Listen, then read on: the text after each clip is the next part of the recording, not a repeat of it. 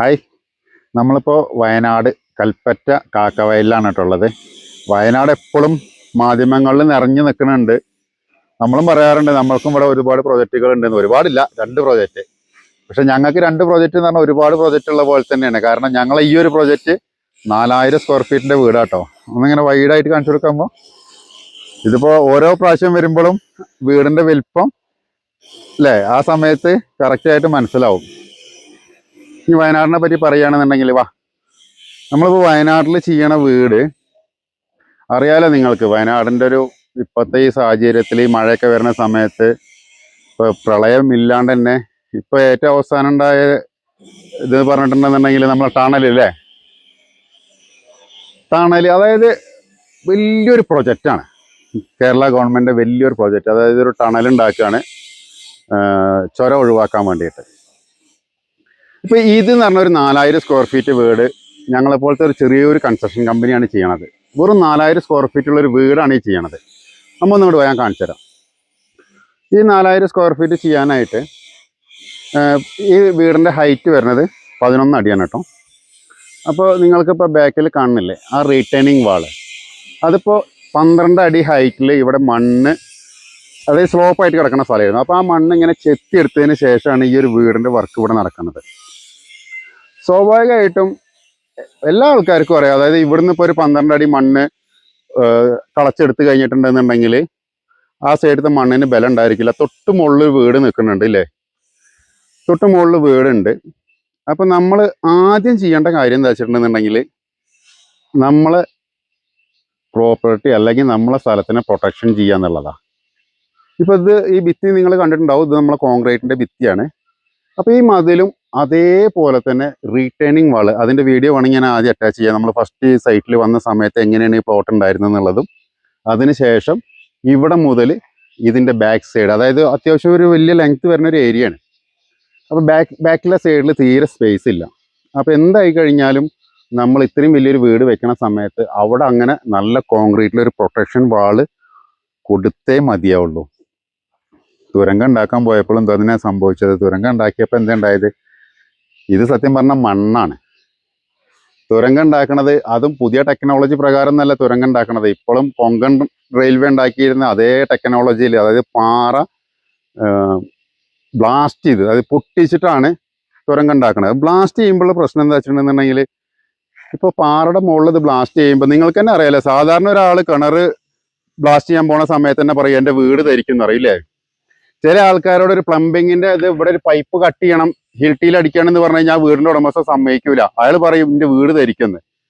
പക്ഷെ അപ്പോൾ ഇത്രയും വലിയ ടണൽ ഉണ്ടാക്കുമ്പോൾ ബ്ലാസ്റ്റ് ചെയ്യുമ്പോൾ അതിൻ്റെ മുകളിലുള്ള മണ്ണ് തരിക്കില്ലേ. അങ്ങനെ മണ്ണ് ധരിച്ചു കഴിഞ്ഞിട്ടുണ്ടെന്നുണ്ടെങ്കിൽ ഇത്രയും വലിയ മഴ പെയ്യണ സമയത്ത് അതിൻ്റെ ഉള്ളിൽ പോയി വെള്ളം സ്റ്റോറായി കഴിഞ്ഞാൽ പിന്നെ മണ്ണ് ലാൻഡ് സൈഡ് അല്ലാണ്ട് പിന്നെ എന്താ സംഭവിക്കുക.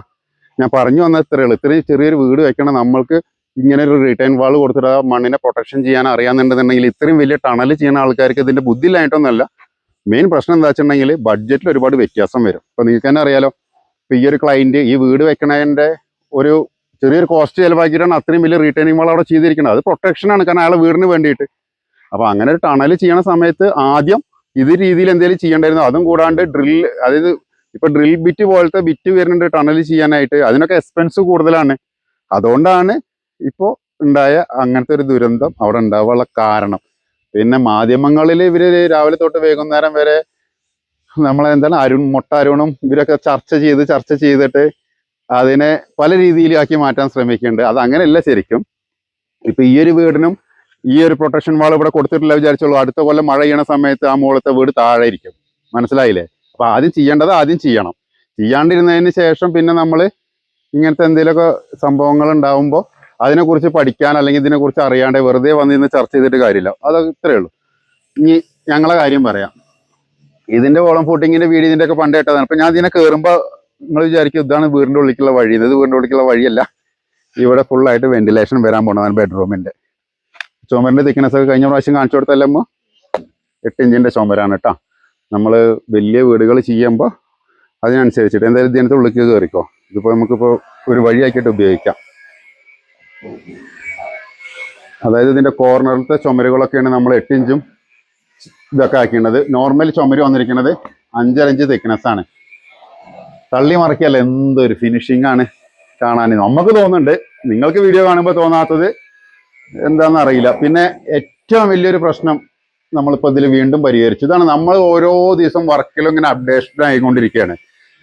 ഇലക്ട്രീഷ്യന്മാരെന്ന് വേണമെങ്കിൽ കണ്ടോളൂ, എല്ലാവരും കംപ്ലൈന്റ് ആയിരുന്നു നമ്മൾ ഏറ്റവും കൂടുതൽ പൈപ്പുകളും കാര്യങ്ങളും മെയിൻ സ്ലാബിൽ കൂടെ കൊണ്ടുപോകുക എന്നുള്ളത്. അപ്പൊ നമ്മളത് ഇത് ചെയ്യാൻ അറിയാഞ്ഞിട്ടല്ല, ഇതെന്തിനാ ചെയ്യേണ്ടി വരിക വെച്ചിട്ടുണ്ടെങ്കിൽ ഇത്രയും വലിയൊരു വീടൊക്കെ ആകുമ്പോൾ, ഇതിപ്പോ ഏകദേശം 2700 സ്ക്വയർ ഫീറ്റ് തന്നെ ഫസ്റ്റ് ഫ്ലോർ വരുന്നുണ്ട്, സിംഗിൾ ആണ് വരുന്നത്. അപ്പൊ അതുകൊണ്ട് നമ്മൾ എന്ത് ചെയ്തു, നിങ്ങൾ എങ്ങനെയാണോ ചുമര് കൂടി DB ഇടുന്നത്, അല്ല ഇലക്ട്രിക്കൽ പൈപ്പ് വലിക്കണത്, ആ രീതിയിൽ തന്നെയാണ് നമ്മളിപ്പോൾ വലിക്കണത്. അതുകൊണ്ടുള്ള ഒരു ബെനിഫിറ്റ് എന്താ വെച്ചപ്പോൾ, സാധാരണ നിങ്ങൾ കല്ലിൽ ചെയ്യണ സമയത്ത് ഇവിടെ ഇങ്ങനെ ഒരു സാധനം വെക്കണം എന്നുണ്ടെങ്കിൽ, എത്ര വലിയ കല്ലിലാണെന്നുണ്ടെങ്കിൽ നിങ്ങൾ ഇവിടുന്ന് അതുവരെ കട്ട് ചെയ്യും, അതിനുശേഷം നിങ്ങൾ മുകളിൽ കൂടി വലിയൊരു കട്ടിങ് വേറെയും ചെയ്യും. DBക്ക് ആണെന്നുണ്ടെങ്കിൽ ഏകദേശം ഒരു ഈ വണ്ണത്തിൽ ഫുള്ള് കോൺക്രീറ്റ് കട്ട് ചെയ്തിട്ട്, അല്ല ചുമര് കട്ട് ചെയ്ത് ഇറക്കിയാലേ നിങ്ങൾക്ക് DB ഇറക്കാൻ പറ്റുള്ളൂ. പക്ഷെ നമ്മൾ ചെയ്യുമ്പോൾ ഇപ്പൊ ഇവിടെ വന്ന് നോക്കുമ്പോൾ ഇതിലിപ്പോ 8MD ബോക്സ് ആണത്. 20mm 3 പൈപ്പ് ഇറങ്ങിയിട്ടുണ്ട്. ഈ 3 പൈപ്പ് ഇറങ്ങിയത് നിങ്ങൾക്ക് ഇവിടെ നോക്കി നോക്കുക, വല്ല പ്രശ്നവും കാണാനുണ്ടോ? അതായത് ഇപ്പൊ നോർമലൈസ് ചെയ്തിട്ട് നിങ്ങൾ കല്ലിൽ ചെയ്യുകയാണെങ്കിൽ, ബ്രിക്സിൽ ചെയ്യുകയാണെന്നുണ്ടെങ്കിൽ ഇവിടെ ഇത് ഫുള്ള് കട്ട് ചെയ്യണം അല്ലേ? ഇതിപ്പോ 5.5 ഇഞ്ചിന്റെ കോൺക്രീറ്റ്, നിങ്ങൾ 8 ഇഞ്ചിന്റെ കല്ല് വെച്ചിട്ട് ഇത് ഇപ്പൊ ഇവിടെ കട്ട് ചെയ്യണത് പിന്നെയും കുഴപ്പമില്ല. പക്ഷെ ഈ വിലങ്ങ് കട്ട് ചെയ്യുന്നുണ്ടല്ലോ, അതായത് ഏറ്റവും മുകളിൽ വിലങ്ങ് കട്ട് ചെയ്യണത്, അത് വീടിന് വളരെ ദോഷമല്ലേ. കാരണം ഒരു ബ്രിക്സിന്റെ കല്ലും വെച്ചിട്ട് അതിന്റെ മുകളിൽ കൂടി 2-2.5 ഇഞ്ചോ നമ്മൾ ചുമര് താത്തി കട്ട് ചെയ്ത് കഴിഞ്ഞിട്ടുണ്ടെന്നുണ്ടെങ്കിൽ പിന്നെ ആ സ്ലാബിനോ അല്ലെങ്കിൽ ആ ചുമരിന് പിന്നെ എന്ത് സ്ട്രെങ്താ ഉള്ളത്? പില്ലർ വരികയാണെങ്കിൽ ഓക്കെ, പക്ഷെ പില്ലർ വരുമ്പോഴും ഇതേ അവസ്ഥയിൽ നിങ്ങൾക്ക് വരുന്നത്. പില്ലർ വരുമ്പോഴും നിങ്ങൾ ആ മൂല കട്ട് ചെയ്യാണ്ട് ഒരിക്കലും കൊണ്ടുപോകാൻ പറ്റില്ലല്ലോ. പില്ലറിന്റെ അവിടെ നമുക്ക് പൈപ്പ് എക്സ്പോസ് ചെയ്യാൻ പറ്റില്ലല്ലോ, അതും പില്ലർ കട്ട് ചെയ്തിട്ട് തന്നെയല്ലേ കൊണ്ടുപോകണത്. അപ്പൊ അതൊക്കെയാണ് വീട് വെക്കുമ്പോൾ കോൺക്രീറ്റിൽ ചെയ്യുമ്പോഴുള്ള ബെനിഫിറ്റുകൾ. ഇപ്പൊ ഇതിന്റെ കംപ്ലീറ്റ് ഇതൊന്ന് സൂം ചെയ്ത് കാണിച്ചു കൊടുക്കും. അതായത് ഈ എല്ലാ DBകളും ഇവിടുന്ന് എല്ലാ കയറിയ DBകളും ഈ വീടിന്റെ കംപ്ലീറ്റ് കണക്ഷനും പോയി. ഇതിപ്പോ നോർമൽ 8 അടി ഹൈറ്റ്, ആ ഒരു ലൈനിൽ കൂടെയാണ് മൊത്തമായിട്ട് എല്ലാ കണക്ഷൻസും പാസ് ചെയ്യാൻ പോണത്. അതിപ്പോ ഞങ്ങളെ പുതിയൊരു വെറൈറ്റിയാണ്. ഞങ്ങളിപ്പോ ഈ വീട്ടിലാണ് അത് ആദ്യമായിട്ട് ചെയ്യണത്. കുറച്ച് റിസ്ക് ആണ് അല്ലേ, ടാസ്ക് ആണ്. അതായത് സ്ഥലങ്ങളിൽ ഇതെല്ലാ കണക്ഷനും നോക്കി ഇനി DBന്റെ അടുത്തേക്ക് കൊടുന്ന് ഇറക്കണം. ഇതുണ്ടോ, ഇവിടെ DB വരുന്നിടത്തേക്ക് ഇവിടുത്തെ ഏറ്റവും കൊടുന്ന് ഇറക്കണം നമ്മൾക്കത്. ഇവിടെയാണ് 3 ഫേസിന്റെ DB വരുന്നത്. അപ്പൊ ഈ സാധനങ്ങളെല്ലാം നമ്മൾക്ക് ഇതിൽ കൊടുന്നിട്ട് ഇറക്കണം. അപ്പൊ മാക്സിമം നമ്മൾ പിന്നെ സീലിംഗിൽ എന്തായി കഴിഞ്ഞാലും വേണ്ടി വരും, കാരണം LED-ക്കും കാര്യങ്ങൾക്കൊക്കെ ആയിട്ട് എന്തായാലും സീലിംഗിൽ വേണ്ടി വരും കേട്ടോ. പിന്നെ നേരത്തെ ഞാൻ പറഞ്ഞ പോലത്തെ ഇതിൽ ഒരു ചുമരുകൾ മാത്രമല്ല, അങ്ങനെ ഇതൊക്കെ നമ്മൾ താഴ്ത്തുന്ന പില്ലേഴ്സ് ആയിട്ട് വരുന്ന ചുമരുകളൊക്കെ പില്ലേഴ്സ് ആയിട്ട് തന്നെ. അത് ഇത് 8 ഇഞ്ചാണ്, ഇത് 8 ഇഞ്ചാണ്. ഇതിനൊക്കെ വീതി കാണുമ്പോൾ തന്നെ നിങ്ങൾക്ക് അറിയില്ല. ഇത് പിന്നെ ഒരുപാട് പില്ലേഴ്സും വരുന്നുണ്ട് ഇതിൽ. ഈ ഒരു ഭിത്തി തന്നെ കണ്ടമ്മോ, ഈ 2 ഭിത്തി നോക്ക്, ഈ 2 ഭിത്തി ഫുള്ളായിട്ട് 8 ഇഞ്ചിലാണ് ചെയ്തിരിക്കണത്. അതായത് ഇവിടെ മുതൽ ആ തല വരെ ഇത് ഈ ഭിത്തി, അത് മെയിൻ ഡോർ വരുന്ന ഏരിയയാണിത്. അപ്പോൾ ഈ മെയിൻ ഡോർ വരുന്ന ഈ ഒരു പോർഷൻ, ഈ ഒരു ഭിത്തി കംപ്ലീറ്റ് ആയിട്ട് ഈ അറൗണ്ട് വരുന്നത് ഫുള്ള് നമ്മൾ 8 ഇഞ്ചിലാണ് ചെയ്തിരിക്കുന്നത്. അപ്പൊ ഈ ഭിത്തി ആണെന്നുണ്ടെങ്കിൽ ഇതും 8 ഇഞ്ചിലാണ്. അപ്പൊ നമ്മളോട് ഇത് എന്തിനാ 8 ഇഞ്ച് എന്ന് പറയണത് എന്താ വെച്ചിട്ടുണ്ടെങ്കിൽ, സാധാരണ ഒരു വീട് വെക്കുന്നതിന്റെ മാക്സിമം ആണ് 20 സെന്റിമീറ്ററിന്റെ ചുമര്. അപ്പോ ഞങ്ങളെ കുറ്റം പറയുന്ന ആൾക്കാർക്ക് ആകെ കുറ്റം പറയാനുള്ള എന്താ വെച്ചിട്ടുണ്ടെങ്കിൽ 4 ഇഞ്ചിന്റെ ചുമരാ അല്ലേ. അപ്പൊ ഇത്ര വണ്ണത്തില് ഇപ്പൊ നിങ്ങളൊരു എങ്ങനെ നിങ്ങൾ ബ്രിക്സിൽ വെച്ച് ഉണ്ടാക്കി കഴിഞ്ഞാലും ഈ ഒരു സ്ട്രെങ്ത് നിങ്ങൾക്ക് ഏത് ബ്രിക്സിൽ വെച്ച് ഉണ്ടാക്കി കഴിഞ്ഞാലും കിട്ടില്ല, 100% ഉറപ്പാണ്. ഇനി കോൺക്രീറ്റ് വീടിനെ കുറിച്ചിട്ട് വീണ്ടും സംശയം ചോദിക്കുന്ന ആൾക്കാർക്ക് ഇങ്ങോട്ട് വന്നാൽ, ഇപ്പൊ ഈ 2 കോളം ഉണ്ടല്ലോ, ഈ 2 കോളം പോണത് അതായത് സെക്കൻഡ് ഫ്ലോറിലാണ്. ഇതാണ് ഇതിന്റെ കാർ പോർച്ചായിട്ട് വരുന്നത്. 11 അടിയാണ് വീടിന്റെ ഹൈറ്റ് വരുന്നത്. അപ്പൊ 11, 11, 22 അടി ചുമര് മാത്രം തന്നെ വരും. പിന്നെ 5 ഇഞ്ചിലെ 2 സ്ലാബ് വരുമ്പോൾ തന്നെ അതും ഒരു അടിയായി.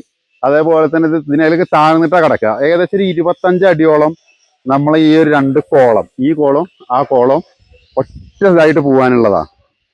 അപ്പോൾ ഇതിന്റെ കോളം ഫൂട്ടിങ്ങിന്റെ ഒക്കെ വീഡിയോ ഞാൻ ആദ്യം ഇട്ടിട്ടുണ്ട്. അപ്പൊ ഇതിന്റെ കമ്പി ഇപ്പൊ 16 mm 3, 6, 10 കമ്പിയാണ്. 16 mm 10 കമ്പിയാണ് ഈ കോളത്തിൽ പോണത് കേട്ടോ. അപ്പൊ നമ്മളെപ്പോഴും പറയാറുണ്ട്, വീടിനനുസരിച്ചിട്ടാണ് കമ്പിയും കാര്യങ്ങളൊക്കെ ഇടുക. അപ്പൊ ഇനിയിപ്പോ ചില ആൾക്കാർക്ക് ഇനിയിപ്പോ ഇതിന് 20 ഇടണോ വെച്ച് കഴിഞ്ഞാൽ വേണമെങ്കിൽ 20 ഇടുക. കാരണം അപ്പൊ നമ്മള് വലിയ മെട്രോ ഒക്കെ കൊണ്ടുപോകുമ്പോൾ നമ്മൾ 20 കമ്പി അല്ലെങ്കിൽ 24 കമ്പി ഇട്ടിട്ട് ചെയ്യാറുണ്ടാവും. അപ്പൊ ഈ വീടിനാകൊണ്ട് ഇത് 16 തന്നെ മതി. അതിനനുസരിച്ചുള്ള സൈസും ഉണ്ട്. ഇത് എലിവേഷൻ കാണുമ്പോൾ നിങ്ങൾക്ക് മനസ്സിലാവുള്ളൂ. കാരണം ഇങ്ങനെ കാണുന്ന ഈ ഒരു ഏരിയ മൊത്തം രണ്ട് നില, രണ്ടാമത്തെ സ്ലാബ് വരുമ്പോഴാണ് നമ്മൾ ഈ ഒരു പില്ലർ അതിലേക്ക് കണക്ട് ചെയ്യാൻ പോണത്. എത്ര നമ്മൾ വീഡിയോ എടുത്തു കഴിഞ്ഞാലും ഇത് ഫുള്ളായിട്ട് നിങ്ങൾക്ക് കാണിച്ചു തരാൻ പറ്റുമോ വെച്ച് കഴിഞ്ഞാൽ പറ്റില്ല. ഈ ലാസ്റ്റ് ഇപ്പം എന്തായാലും എല്ലാ വർക്കും കഴിയുമ്പോൾ ഞങ്ങൾ മാത്യു സാറിൻ്റെ അടുത്ത പോലെ ഞങ്ങൾ ഹെലിക്കാമ കൊടുന്നിട്ട് ഫുള്ള് വീഡിയോ ആക്കി എടുക്കണം. അപ്പോൾ നല്ല അവിടെ നിന്ന് ഇങ്ങനെ അല്ലേ ഫ്രണ്ടത്തെ വ്യൂ ഒന്ന് നല്ല സൂപ്പറായിട്ട് കിട്ടും. ഇനി ഞാൻ നിങ്ങൾക്ക് ജസ്റ്റ് മുകളിൽ കൂടി പോയിട്ട് ഇപ്പോൾ ഉള്ളൊരു സ്റ്റാറ്റസ് മുകളിലത്തെ ഒരു വീഡിയോ കാണിച്ചു തരാം. നമ്മളെ ഷെയ്ഡിൻ്റെ ഒക്കെ നോർമൽ ഷെയ്ഡ് ഇട്ടിട്ട് അതിൻ്റെ സൈഡിൽ നമ്മൾ അപ്പം തന്നെ ബീഡിങ് സെയിം കോൺക്രീറ്റ് തന്നെ ഇട്ടതാണ് കേട്ടോ. അതിൻ്റെ ഒരു വൃത്തിയും കാര്യങ്ങളൊക്കെ നിങ്ങൾക്ക് ഈ വീഡിയോയിൽ കാണുമ്പോൾ എത്ര മനസ്സിലാവുന്നുണ്ടെന്ന് അറിയില്ല. ഇപ്പോൾ വീടിൻ്റെ ഏകദേശം ഒരു വലിപ്പം കണ്ടില്ല. ഇവിടുന്ന് കാണുമ്പോൾ 2 വീഡിയോ ആയിട്ട് ഇട്ടപ്പോൾ ഇതിൽ പകുതിയെ വന്നിട്ടുണ്ടായിരുന്നുള്ളൂ. ഇപ്പോൾ ഇതിൻ്റെ ഒരു ഫുൾ വ്യൂ കിട്ടണമെന്നുണ്ടെങ്കിൽ ഇതിൻ്റെ മെയിൻ സ്ലാബും കൂടി ആവുന്ന സമയത്ത് മാത്രമേ ഉള്ളൂ നിങ്ങൾക്ക് വീടിൻ്റെ ഒരു വലിപ്പം മനസ്സിലാക്കാൻ പറ്റുക. പിന്നെ ഇപ്പോൾ നിങ്ങളിപ്പോൾ ഈ കാണുന്നതാണ് ഞാൻ നേരത്തെ പറഞ്ഞ ആ റിട്ടേണിങ് വാള്. അത്യാവശ്യം നല്ല രീതിയിൽ പില്ലറെല്ലാം കൊടുത്തിട്ട് ചെയ്ത റിട്ടേണിങ് വാൾ തന്നെയാണ്. ഇപ്പോഴും കണ്ടില്ലേ നമ്മളെ വീട് നിൽക്കുന്നത് നമ്മളെ റിട്ടേണിങ് വാളിൻ്റെക്കാൾ താഴെയായിട്ടാണ് നിൽക്കുന്നത്. 12 അടിയോളം ഹൈറ്റ് വരുന്നുണ്ട് ഈ റിട്ടേണിങ് വാൾ. ഇപ്പം നമ്മൾ നേരത്തെ പറഞ്ഞ പോലെ ചെയ്തില്ലാന്നുണ്ടെങ്കിൽ ഈ ഒരു മണ്ണ് ഒരിക്കലും ഇവിടെ നിൽക്കില്ല. അതിൻ്റെ മുകളിലത്തെ പ്രദേശം എന്തായി കഴിഞ്ഞാലും മഴ പെയ്യുമ്പോൾ ഇടിഞ്ഞ് താഴും. അപ്പോൾ ഇതിന് ഇത്രയും നല്ല രീതി, അല്ലാണ്ട് ഇത്രയും വലിയ ഹൈറ്റ് വരുന്ന റിട്ടേണിങ് വാളൊന്നും കരിങ്കലിൽ കെട്ടിയിട്ടോ അല്ലെങ്കിൽ കെട്ടുന്ന ആൾക്കാരൊക്കെ ഉണ്ടായിരിക്കും, നല്ല രീതിയിൽ പണ്ടുള്ള ആൾക്കാരൊക്കെ കെട്ടിയിരുന്നു. പക്ഷെ ഇന്നത്തെ രീതിയിൽ കെട്ടിക്കഴിഞ്ഞാൽ അതെല്ലാം ഉടായിപ്പാവും ചെയ്യും. അതിനൊരിക്കലും ഈ ഒരു സ്ട്രെങ്ത്തും കിട്ടില്ല, ഈ ഒരു ലൈഫും കിട്ടില്ല. ആദ്യം ഇങ്ങനെ 2 പോർഷനായിട്ട് കാണിക്കുന്ന സമയത്ത് ആൾക്കാർ ചോദിച്ചിരുന്നത് രണ്ട് വീടാണോ എന്ന്. രണ്ട് വീടല്ല, ഒരൊറ്റ വീടാണ്. ഇതിൻ്റെ മിഡിൽ ഏരിയയിൽ നമുക്ക് വലിയൊരു ലീവിങ്ങും കൊട്ടിയടക്കാണ് വരുന്നത്. അതുകൊണ്ട് അവിടെ പില്ലേഴ്സ് കാര്യങ്ങൾ മാത്രമേ ഉള്ളൂ, ചുമരുകൾ കാര്യമായിട്ട് വരുന്നില്ല. അതുകൊണ്ടാണ് ആ ഒരു സെപ്പറേഷൻ ഫീൽ ചെയ്യണത്. പക്ഷെ വീടിൻ്റെ ഫുള്ള് വർക്ക് കഴിയുന്ന സമയത്ത് അപ്പം എല്ലാതും നമുക്ക് ക്ലിയർ ആക്കാം. ഇപ്പം എന്ന് പറഞ്ഞു കഴിഞ്ഞാൽ നമ്മളിത് എത്ര പറയുകയാണെന്നുണ്ടെങ്കിൽ ഇപ്പോഴും വീടിനെ കുറിച്ചിട്ട് വലിയൊരു ഐഡിയ ഇല്ലാത്ത ആൾക്കാരോടോ അല്ലെങ്കിൽ ഇതിൻ്റെ ഒരു പ്ലാന് കാണാത്ത ആളോട് നമ്മളിത് പറഞ്ഞാൽ അവർക്ക് മനസ്സിലായിക്കൊള്ളണമെന്നില്ല. നിങ്ങൾക്ക് മുകളിൽ നിന്ന് നോക്കുമ്പോൾ മനസ്സിലാവുണ്ടാവും നമ്മൾ 8 ഇഞ്ചിൻ്റെ തിക്നെസ് പറഞ്ഞത് കണ്ട. ആ ചുമരുകളെല്ലാം 8 ഇഞ്ച് തിക്നെസ്സിലാണ് ചെയ്തിരിക്കുന്നത്. ബാക്കിയുള്ള ചുമരുകളെല്ലാം 5.5 ഇഞ്ച് തിക്നെസ്സിലാണ് നമ്മൾ ഈ വീട് ചെയ്തുകൊണ്ടിരിക്കുന്നത് കേട്ടോ. ഇതൊക്കെയാണ് ഇതുവരെയുള്ള വയനാട്ടിലെ നമ്മളെ വലിയ വീടിൻ്റെ അപ്ഡേഷനും വിശേഷങ്ങളൊക്കെ. ബാക്കി ഏകദേശം ഒരു 10 ദിവസത്തെ വർക്കും കൂടി ഉണ്ടായിരിക്കും. കാരണം നമുക്ക് എല്ലാ ചുമരുകളും ഈ മിഡിൽ പോർഷനിലുള്ള ചുമരുകളൊക്കെ നമുക്ക് ഇതേപോലെ 11 അടി ഹൈറ്റ് ആക്കാനുണ്ട്. നല്ല വ്യൂ ഉള്ള സ്ഥലത്താണ് കണ്ടില്ലേ. അപ്പോൾ ഓക്കെ, ശരി.